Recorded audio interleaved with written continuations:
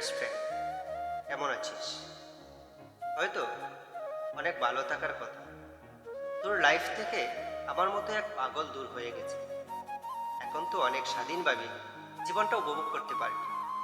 সে কারণেই তো হাজারো কষ্ট বুকে চেপে চোখের পানি আড়াল করে দূরে সরে এসেছি।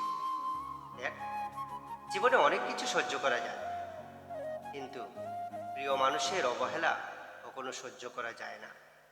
আর তাই কখনো কোনো মেয়েকে আমার প্রয়োজন করিনি, কারণ আমার খেয়াল রাখবার জন্য তুই ছিলি। অথচ সেই তুই আমাকে অবহেলা করে দূরে সরিয়ে দিলি রে। যাই হোক, বাদ দে সে কথা। পরন্তু জীবনের কোনো এক প্রান্তে আমায় যদি মনে পড়ে তোর অজান্তে, তখন যদি আমায় দেখতে না পাস, তাহলে আকাশের পানে একটু তাকাস। দেখবি আমি সন্ধ্যা তারা হয়ে জ্বলছি তোকে ছায়া।